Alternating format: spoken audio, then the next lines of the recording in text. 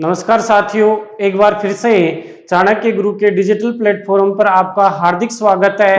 वर्ण विचार की अपनी 3 कक्षाएं हो चुकी हैं और इस वर्ण विचार की जो कक्षा है, इससे पहले मैं आपको एक बात बताना चाहता हूं मित्रों, यदि जो वीडियो आपको मैं यहां उपलब्ध करवा रहा हूं, इससे संबंधित यदि आपको कुछ समझ में नहीं आ रहा है, आपकी किसी भी प्रकार की यदि कोई परेशानी है, तो वो कमेंट बॉक्स में जरूर करें। यानी चाहे उससे संबंधित जो आपको समझ में आया है, उससे संबंधित किसी प्रकार का कोई प्रश्न हो गया, चाहे कैसा भी प्रश्न हो आपका, यथा समय आपके उस प्रश्न का क्या दिया जाएगा, उत्तर दिया जाएगा। तो मित्रों, वर्ण विचार की 3 कक्षाएं हो चुकी हैं, चौथी कक्षा है ये। और 3 कक्षाओं में अपन ने देखो अभी तक क्या पढ़ा था, वर्ण को 2 भागों में बांटा था, एक स्वर, दूसरा व्यंजन। स्वर के संदर्भ में अपन ने पढ़ लिया था, व्यंजन अपन ने प्रारंभ कर दिया था, और उस व्यंजन में व्यंजन के प्रकार अपन पढ़ रहे थे। क्या पढ़ रहे थे? व्यंजन के प्रकार, व्यंजन के प्रकार, व्यंजन के प्रकार। और इसमें जो पहला प्रकार अपन ने लिया था, वो पहला प्रकार लिया था उत्पत्ति के आधार पर, उत्पत्ति के आधार पर। और इसमें अपन ने भेद किए थे कितने? 6। कौन कौन से किए थे? स्पर्श व्यंजन, जिनकी संख्या कितनी होती है? 25। फिर स्पर्श को 2 भागों में बांटा था, एक तो अपन ने किया था संघर्षी स्पर्शी और एक को किया था स्पृष्ट स्पर्शी। संघर्षी स्पर्शी की संख्या 5, स्पृष्ट स्पर्शी की संख्या 20। संघर्षी में 6 वर्ग, बाकी जो 4 वर्ग बच गए वो किस में आ जाएंगे? स्पृष्ट स्पर्शी में आ जाएंगे। बात दूसरा जो भेद किया था अपन ने किया था अंतस्थ। अंतस्थ में अपन ने य, र, ल, व को रखा था।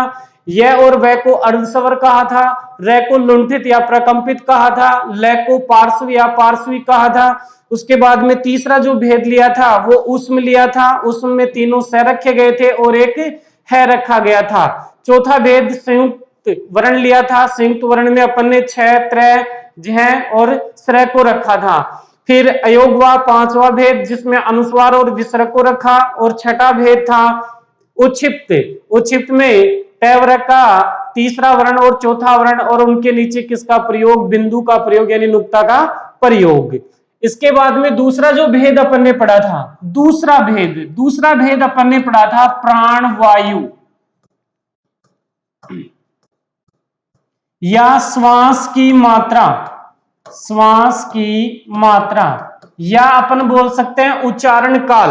इसको उच्चारण काल भी बोल सकते हैं, चाहे कुछ भी आ जाए, यानी श्वास की मात्रा आ जाए, प्राण वायु आ जाए, कुछ भी पूछा जाए तो इसको अपन ने बांटा था 2 भागों में।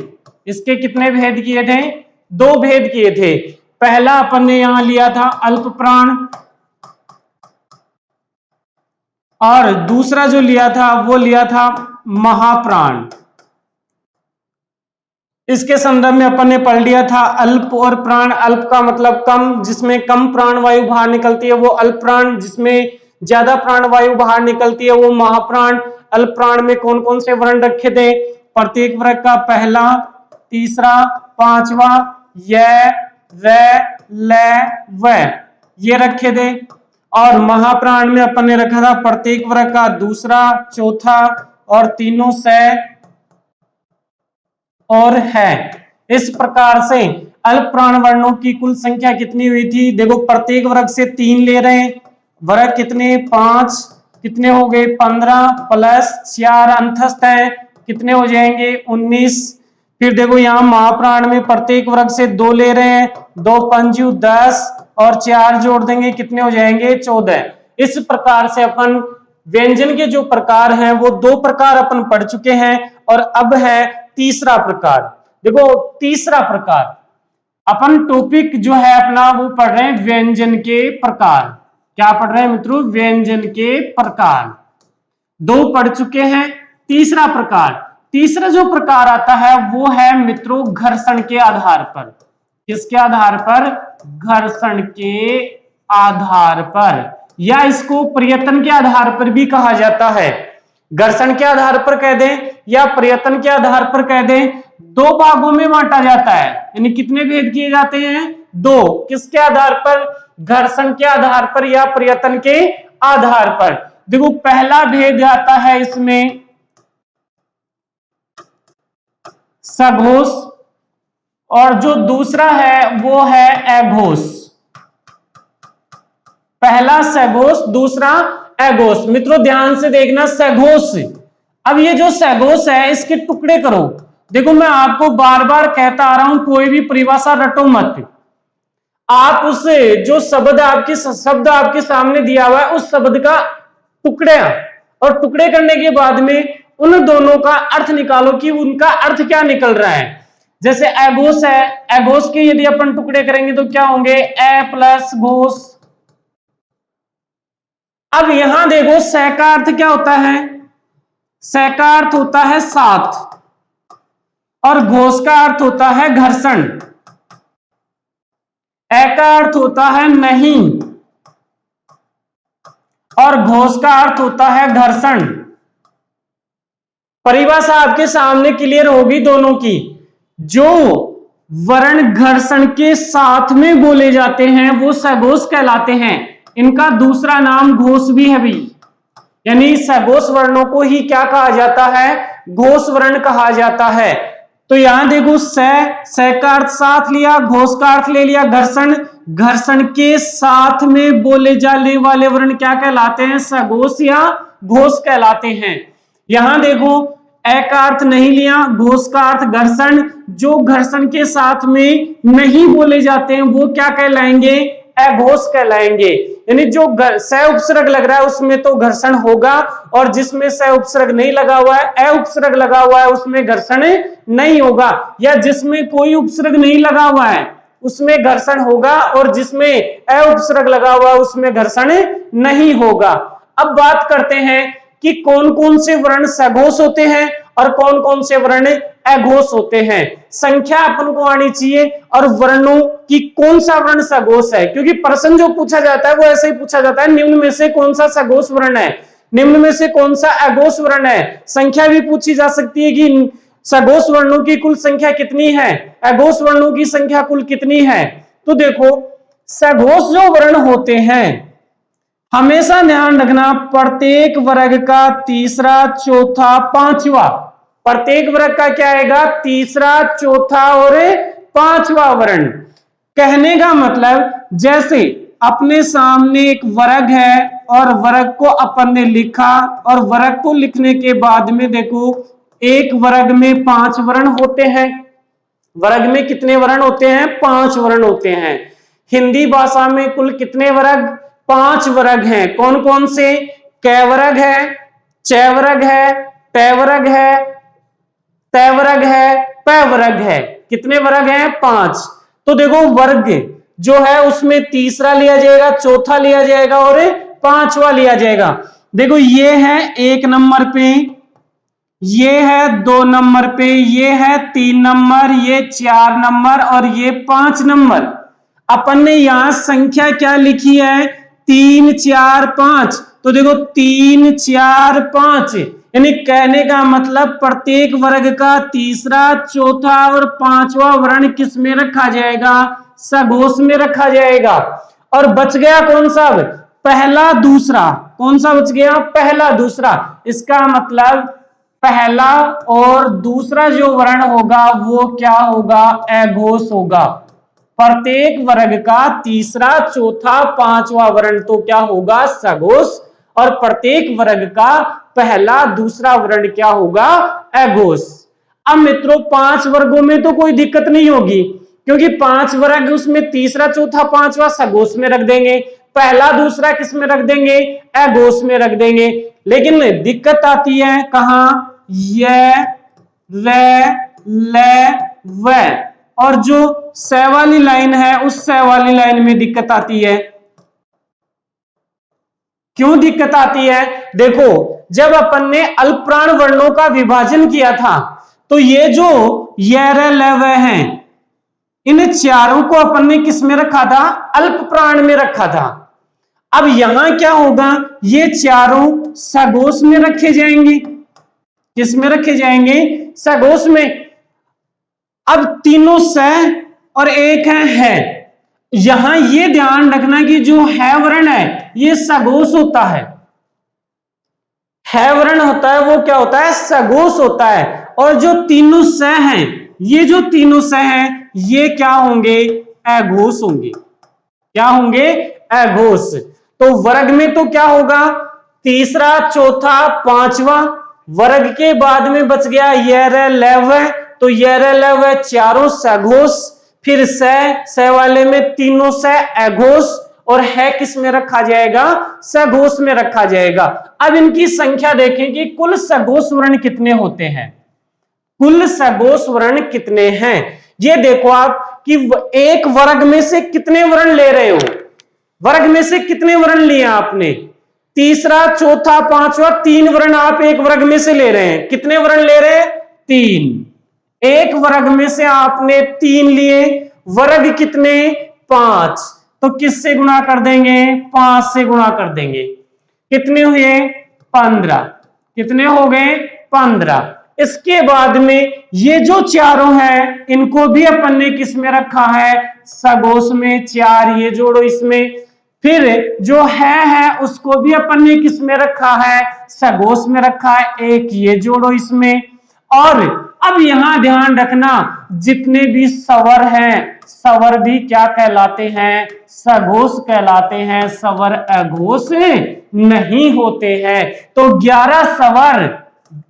अब इनकी संख्या निकाल लो कितनी होगी, दोबारा देखें, एक वर्ग से अपन ने तीन वर्ण लिए, पांच वर्ग हैं, पांच से गुणा कर दिया 15 आ गया, चार यरलव है, एक है वर्ण हो गया, और 11 क्या हो गए, स्वर हो गए।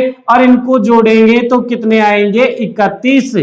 तो कुल 31 वर्ण जो होते हैं वो क्या होते हैं, सघोष होते हैं, यानी 31 वर्ण सघोष होते हैं। कुल कितने वर्ण सघोष, 31 वर्ण।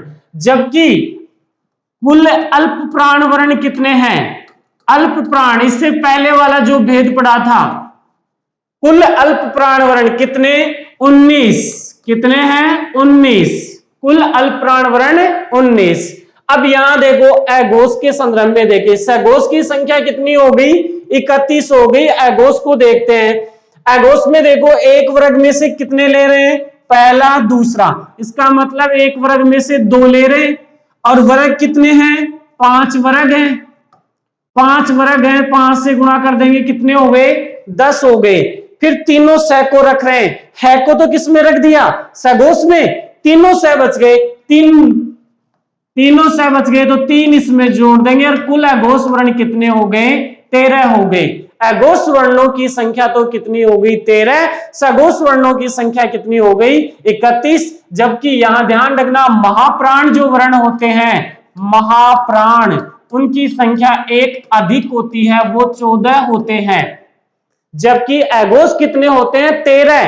क्यों, कारण देखो, क्योंकि है वहां शामिल किसमें हो रहा था, अल्प प्राण में नहीं शामिल होकर महाप्राण में शामिल हो रहा था, और यहां अपन ने है को सघोष में शामिल कर दिया, अघोष में शामिल नहीं किया है। तो इस प्रकार से घर्षण के आधार पर जो वर्ण होते हैं उसके दो प्रकार किए जाते हैं, सघोष और अघोष। सघोष किसे कहेंगे, जो घर्षण के साथ में बोले जाते हैं, अघोष किसे कहेंगे, जो घर्षण के साथ में नहीं बोले जाते हैं। कुल सघोष वर्ण कितने हो गए, 31। कौन कौन सा, प्रत्येक वर्ग का तीसरा चौथा पांचवा, यर लव यानी अंतस्थ, और एक है। अघोष वर्णों की संख्या प्रत्येक वर्ग का पहला दूसरा और तीनों से कितने हो गए, 13 हो गए।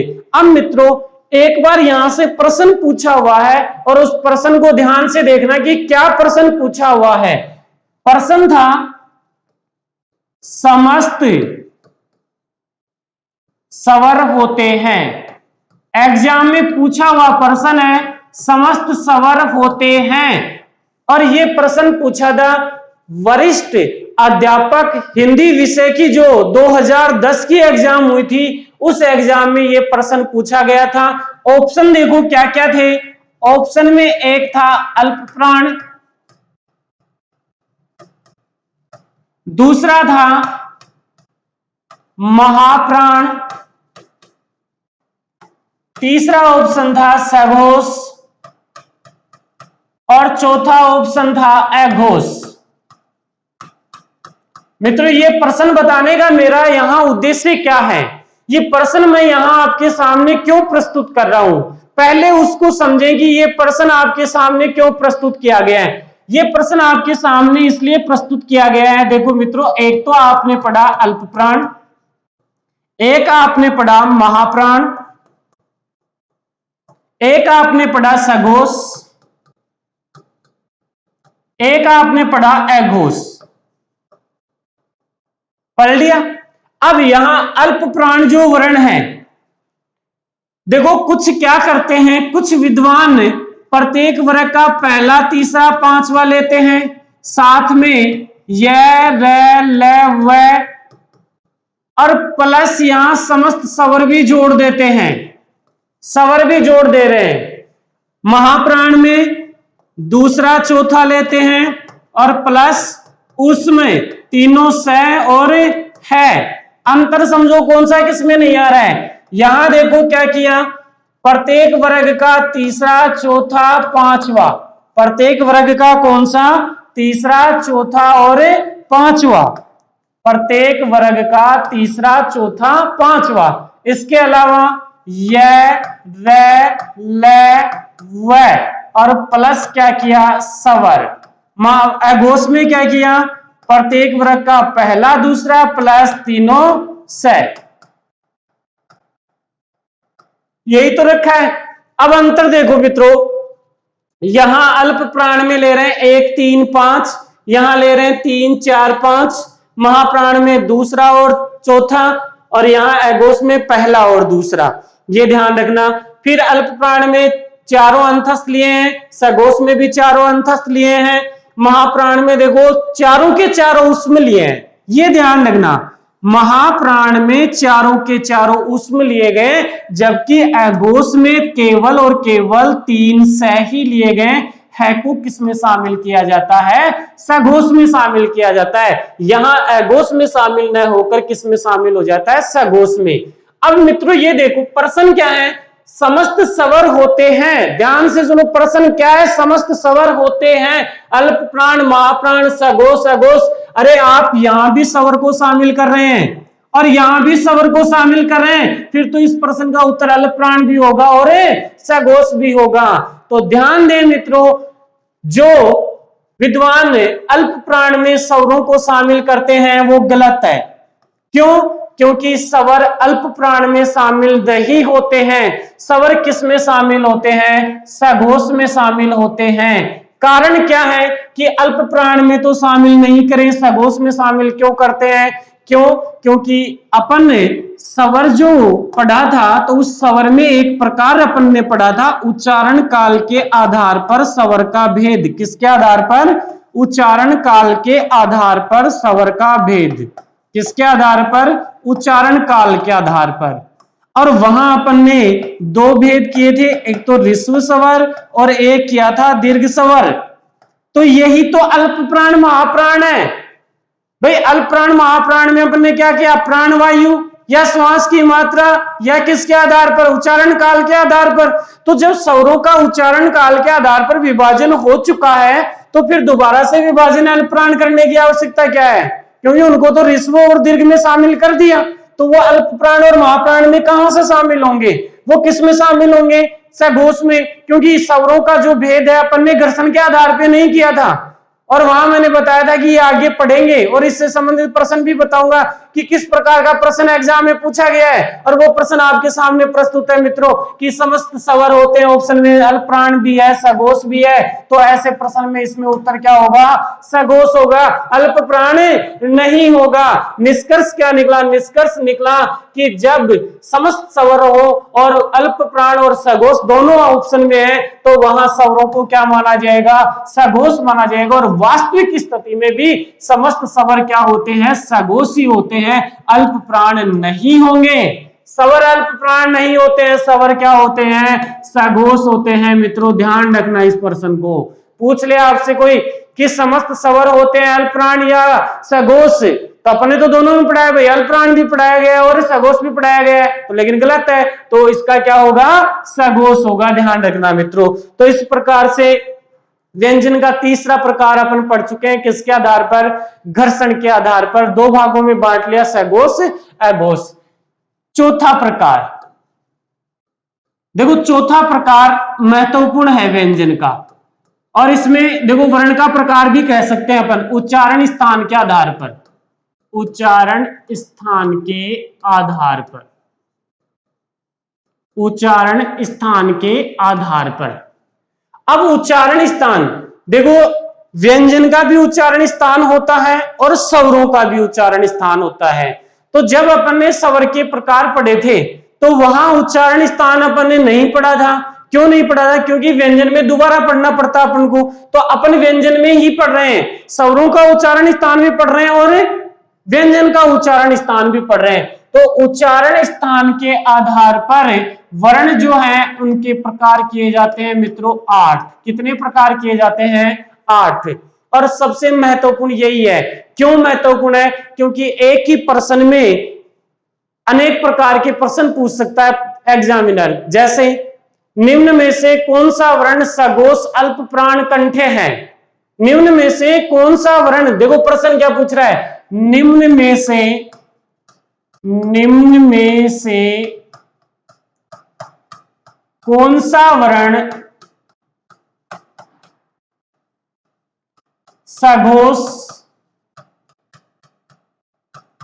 अल्प प्राण, निम्न में से कौन सा वर्ण सघोष अल्प प्राण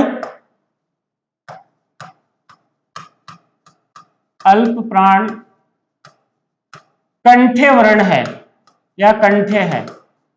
अब एक में 3 आ गए। जब तक आपको ये नहीं पता है कि सघोष वर्ण कौन कौन से होते हैं, जब तक आपको ये नहीं पता है अल्प प्राण वर्ण कौन कौन से होते हैं, जब आपको ये नहीं पता है कि कंठे वर्ण कौन कौन से होते हैं, तब तक आप ऐसे प्रश्नों का उत्तर नहीं दे सकते। और प्रश्न ऐसे ही पूछे जाते हैं, एक ही प्रश्न में 3 पूछेगा, सघोष भी आ गया, अल्प प्राण भी आ गया, कंठे भी आ गया। 3 प्रश्न बनाने की आवश्यकता नहीं पड़ी। एक तो ऐसे पूछता, निम्न में से कौन सा सघोष है, निम्न में से कौन सा अल्प प्राण है, निम्न में से कौन सा कंठे है। 3 प्रश्न बनते, एक ही प्रश्न में 3 प्रश्न बना दिए। तो जब तक सघोष अल्प प्राण कंठे की जानकारी नहीं होगी, ये प्रश्न नहीं हो सकता। तो इस प्रकार के प्रश्न पूछे जाते हैं मित्रों। तो ध्यान रखना, उच्चारण स्थान स्वर का भी है और व्यंजन का भी है, और महत्वपूर्ण है उच्चारण स्थान, बहुत ही ज्यादा महत्वपूर्ण है। उच्चारण स्थान के आधार पर वर्णों का जो विभाजन कर रहे हैं वो विभाजन। अब देखो इनको याद करें कि किस प्रकार से याद करें। देखो इनको याद करने के 2 तरीके हैं। अब 2 तरीके कौन कौन से हैं? एक तरीका तो संस्कृत के अनुसार है कि संस्कृत में जैसे प्रत्येक के लिए सूत्र बना हुआ है। कंठे की बात करें, अकुय विसर्जनीय नाम है कंठे, इस प्रकार से सूत्र बने हुए हैं। एक तरीका अपना हिंदी का है कि हिंदी वाला, तो पहले अपन हिंदी वाला तरीका देखते हैं और उसके बाद में जो सूत्र वाला तरीका है वो सूत्र वाला तरीका भी देखेंगे। जिसको जिस प्रकार से याद हो उस प्रकार से याद कर लेना। अपना हिंदी वाला जो तरीका है उसमें देखो आप क्या करेंगे कि सबसे पहले आप इनको क्रम से उतारेंगे कि 1 नंबर पे आएगा कंठे, ये ध्यान रखना। 2 नंबर पे आएगा तालवे यानी तालु। 3 नंबर पे आएगा मूर्धा यानी मूर्धन्य। 4 नंबर पे आएगा दंते और 5 नंबर पे आएगा ओष्ठे।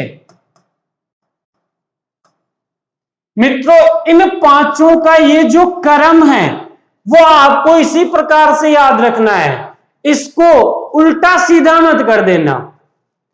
मैंने 1 नंबर पे कंठे लिखा है, सबसे पहले कंठ आते हैं, 2 नंबर पे तालवा, उसके बाद में मूर्धा, फिर दांत और उसके बाद में होठ। यही क्रम है इनका निश्चित। अब यदि आपको ये क्रम याद है, ये क्रम आपको इस प्रकार से याद है, तो उच्चारण स्थान के आधार पर कौन कौन से वर्ण किस में रखे जाते हैं, कौन से कंठे में, कौन से तालवे में, कहीं कोई दिक्कत नहीं होगी। फिर कह रहा हूं इस क्रम को उल्टा सीधा मत कर देना। उल्टा सीधा कैसे? कभी आप तालवे को 1 नंबर पे लिख दो और कंठे को 2 नंबर पे ले आओ, ओष्ठे को कहां ले जाओ, 3 नंबर पे ले जाओ। अरे होठ सबसे बाद में, उससे पहले दांत, फिर दांत से पहले मूर्धा, मूर्धा से पहले तालवा और तालवे से पहले कंठ। या उल्टा देखेंगे, सबसे पहले कंठ, फिर तालु, फिर मुर्दा, फिर दांत और उसके बाद में होठ। और यदि इस क्रम को आप इस प्रकार से याद करते हैं तो मित्रों ध्यान रखना, देखो सबसे पहला वर्ग कौन सा होता है? क वर्ग। तो पहले वर्ग को पहले में रखो। पहला वर्ग कौन सा है? क वर्ग। देखो एक नंबर पे आता है क वर्ग, फिर आता है च वर्ग, फिर आता है ट वर्ग, इसके बाद में त वर्ग, फिर आता है प वर्ग। अब यहां देखो वर्ग तो यही है, और इस प वर्ग के बाद में य, व, ल, व, और उसके बाद में तीनों से। उच्चारण स्थान याद करने में बहुत कठिनाई होती है, संस्कृत वाला सूत्र याद नहीं होता है बहुत सारे विद्यार्थियों को, बहुत सारे मित्रों को। तो जिनको संस्कृत वाला सूत्र याद नहीं होता है वो ध्यान से देखो कंठे में। अब देखो यहां पहला वर्ग है ये, दूसरा वर्ग ये, तीसरा वर्ग ये, चौथा वर्ग ये, पांचवा वर्ग। 5 आ रहे हैं ना। अब यहां भी कितने लिखे गए हैं? 5 लिखे गए। तो एक को एक नंबर में रखो। देखो यहां एक नंबर क वर्ग, 2 नंबर पे क्या है? च वर्ग, 2 में 2 रख दो। फिर 3 नंबर में क्या है? ट वर्ग, तो 3 में ट वर्ग रख दो। फिर यहां देखो 4 नंबर है, तो यहां 4 में क्या है? त वर्ग, तो 4 में त वर्ग रख दो, यानी 4 में 4। 5 में ओष्टे, यहां 5 क्या है? प वर्ग, तो 5 में क्या आ जाएगा? 5 आ जाएगा। अब इस प्रकार से आपने किया, क्या किया आपने? पहले में पहला रखा, दूसरे में दूसरा, तीसरे में तीसरा, चौथे में चौथा और पांचवे में पांचवा। और इस प्रकार से रखने पर आपको 25 वर्णों का उच्चारण स्थान याद हो चुका है। 25 वर्णों का उच्चारण स्थान याद हो चुका है। किस प्रकार से याद हुआ? 5 क वर्ग में, 5 च वर्ग में, 5 ट वर्ग में, 5 त वर्ग में और 5 प वर्ग में, 25। बोलो 25 वर्णों का उच्चारण स्थान याद हुआ या नहीं हुआ? सूत्र से भी बताऊंगा कि सूत्र से कैसे है, कौन सा सूत्र बना है संस्कृत के अनुसार। लेकिन अपने सूत्र जब याद नहीं हो तो इस प्रकार से भी आप इनको याद कर सकते हैं। करेंगे क्या कि ये क्रम सही रखेंगे। कंठ, 1 नंबर पे कंठ, 2 नंबर पे तालु, 3 नंबर पे मुर्दा, 4 नंबर पे दांत और उसके बाद में होठ। 1 में 1 रखो, 2 में 2 रखो, 3 में 3 रखो, 4 में 4 रखो, 5 में 5 रखो, कोई दिक्कत नहीं है। 25 वर्णों का उच्चारण स्थान याद हो चुका है। अब अपने पास बच गया क्या? य, र, ल, व और तीनों स और है। अब इसमें क्या करेंगे? देखो इसमें जो व वर्ण है इसका जो उच्चारण स्थान है वो होता है दंतोष्ठे। एक इसको याद रख लेना, दंतोष्ठे। इसका उच्चारण स्थान क्या होता है? दंतोष्ठे। किसका? व का उच्चारण स्थान, व का उच्चारण स्थान दंतोष्ठे होता है। इतना याद रख लेना, बाकी इनमें आपको कोई दिक्कत नहीं होगी। कैसे नहीं होगी? देखो वहां से एक वर्ण छोड़ा ना अपने, य में कितने हैं? 4 हैं। एक वर्ण को छोड़ रहे हैं, किसको? दंतोष्ठे को छोड़ रहे हैं। इसका मतलब यहां से पहला वर्ग, पहला जो है वो कंठे छोड़ दो और फिर इन तीनों को क्रम से उतार दो। य, र, ल। व को कहां शामिल कर लिया? दंतोष्ठे में शामिल कर लिया। बोलो क्या दिक्कत हुई? दोबारा देखिए क्या किया। य, र, ल, व में व का उच्चारण स्थान दंतोष्ठे यानी दांत और होठ दोनों से इसका उच्चारण होता है, इसलिए इसको क्या रख दिया गया? दंतोष्ठे रख दिया गया। अब अपने सामने कितने बच गए? 3। एक तो य, एक र और एक ल। 3 बचे हैं, जबकि इसमें 4 वर्ण होते हैं। एक वर्ण छोड़ रहे हैं तो ऊपर से पहला इसमें भी छोड़ देंगे और फिर य, र, ल को क्रम से उतार देंगे, यानी दूसरे, तीसरे, चौथे में उतार देंगे। उतार दिया। अब रह गया कौन सा? तीनों स और है, उष्म वर्ण रह गए। कौन से रह गए? उष्म वर्ण रह गए। तो अब यहां देखो ये जो चारों हैं, तीनों तो स और एक है वर्ण जो है, यहां थोड़ा क्या करेंगे कि जो अंतिम वर्ण है, क्या करेंगे? अंतिम वर्ण है उसको 1 नंबर पे ले जाएंगे। अंतिम को कहां लेकर जाएंगे? 1 नंबर पे लेके जाएंगे। इसका मतलब है का उच्चारण स्थान क्या होगा? कंठ होगा। अंतिम को कहां ले गए? 1 नंबर पे ले गए। फिर क्या बच गए अपने सामने? तीनों सह बच गए और उसके बाद में तीनों सह को क्रम से उतार देंगे। तीनों सह को आप क्या करेंगे, क्रम से उतार देंगे। ये लो जी, प्रत्येक व्यंजन वर्ण का उच्चारण स्थान आपके याद हो चुका है। प्रत्येक व्यंजन वर्ण का उच्चारण स्थान आपके सामने आ गया है। बोलो कोई दिक्कत हुई याद करने में?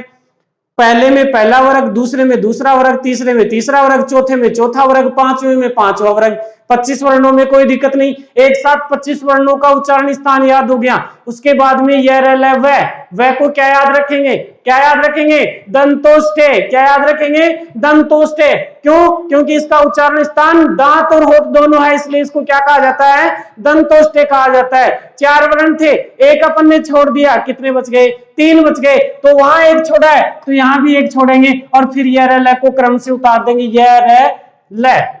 फिर तीनों से और है यानी उसमें क्या करेंगे, अंतिम को कहां ले जाएंगे, 1 नंबर पे ले जाएंगे। फिर तीनों से को भी क्या कर देंगे, क्रम से उतार देंगे। हो गए व्यंजन वर्णों का उच्चारण स्थान। अब देखते हैं स्वर वर्णों का उच्चारण स्थान। किनका उच्चारण स्थान, स्वर वर्णों का। देखो स्वर वर्णों का उच्चारण स्थान, देखो स्वर जो होते हैं अपने, एक तो होता है ए आ,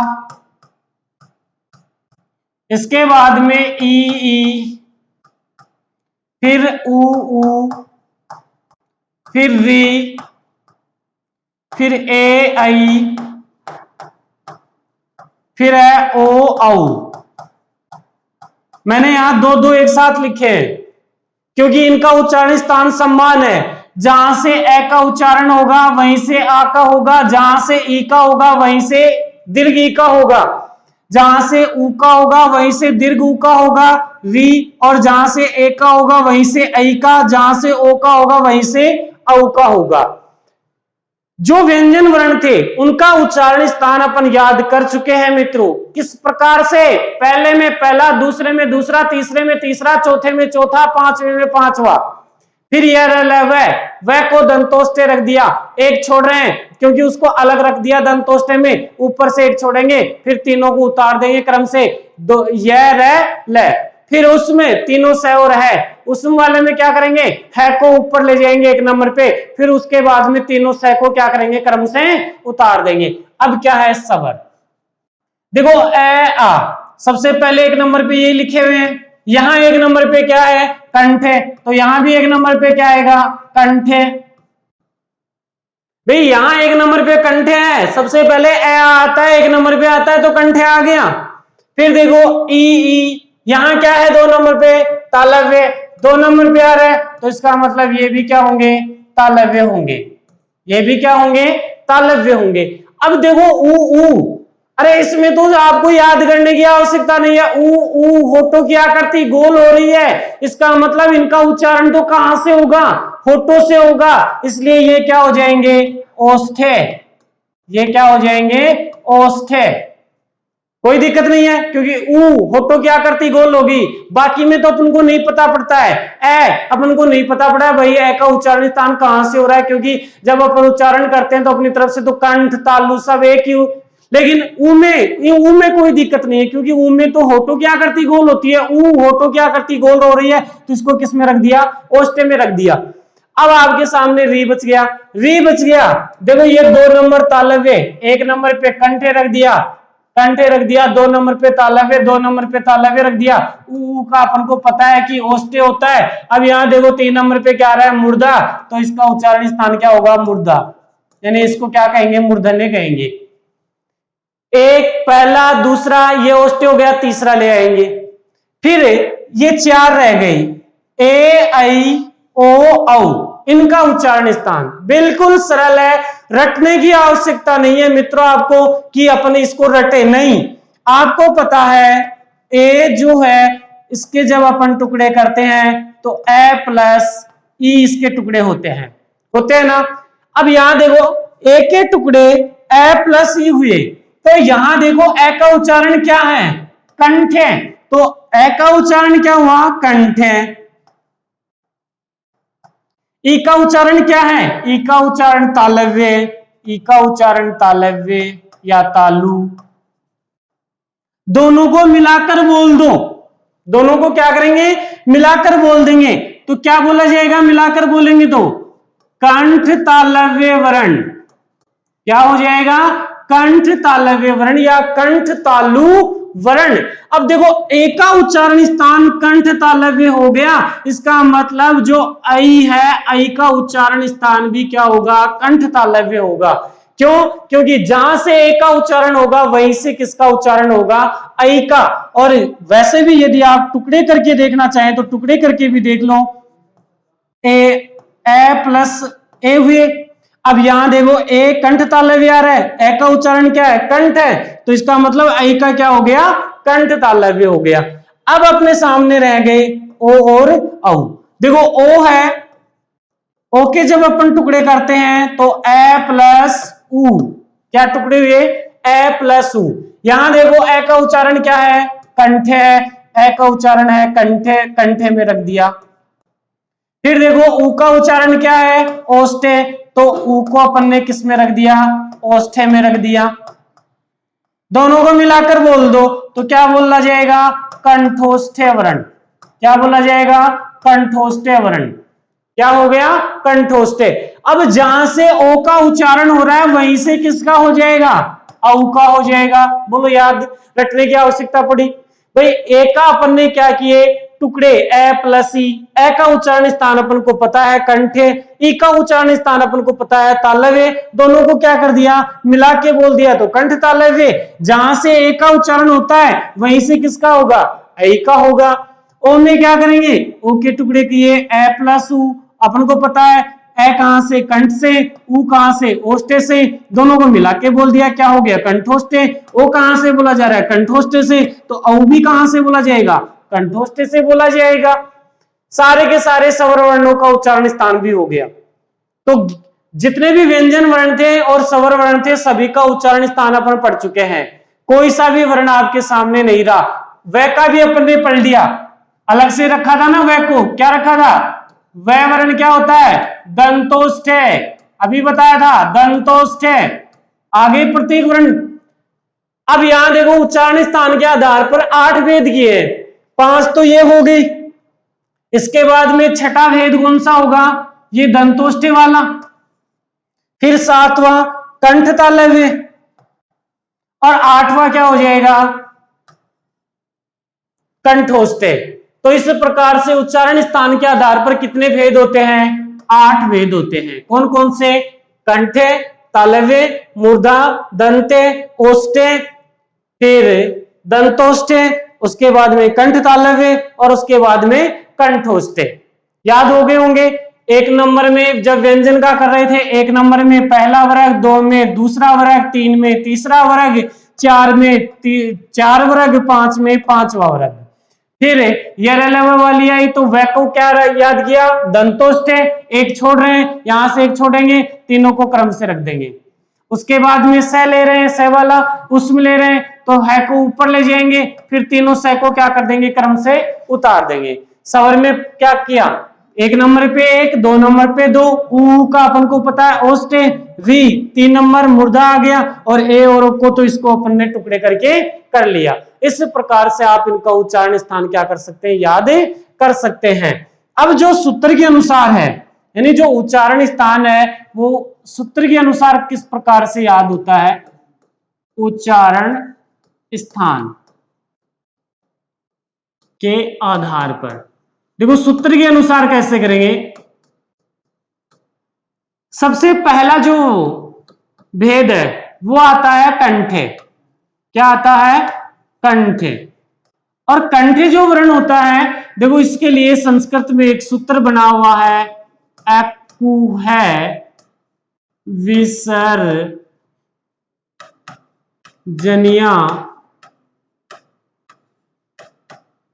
नाम कंठ।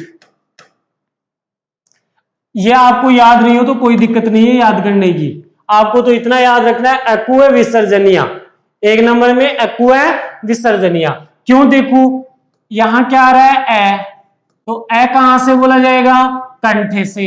इसका मतलब ए जहां से बोला जा रहा है वहीं से उच्चारण स्थान आ का होगा। जहां से ए का हो रहा है वहीं से किसका होगा? आ का होगा। फिर यहां देखो कै आ रहा है, तो फिर यहां ध्यान रखना वर्ग में पूरा वर्ग लिया जाएगा, अकेला कै नहीं लिया जाएगा। कभी ये कर दो कि यहाँ तो कई आ रहा है तो कै वर्ण कर दो, नहीं, वर्ग में पूरा वर्ग आएगा, अलग अलग नहीं होंगे। जैसे अपन कै की बात करें, कै का उच्चारण जहां से हो रहा है, इसके बाकी जो 4 वर्ण बच गए उनका उच्चारण स्थान भी वहीं से होगा। फिर देखो क्या आ रहा है, तो है का उच्चारण स्थान भी यही, और इसके बाद में एक विसर्ग का उच्चारण स्थान।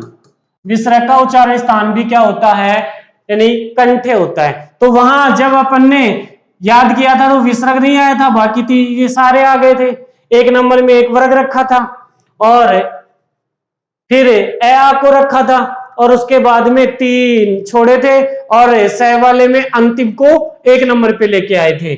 अब यहां ध्यान रखना कि जो काकल्य वर्ण है, काकल्य वर्ण, काकल्य वर्ण है और विसर्ग को ही कहा जाता है, ये ध्यान रखना।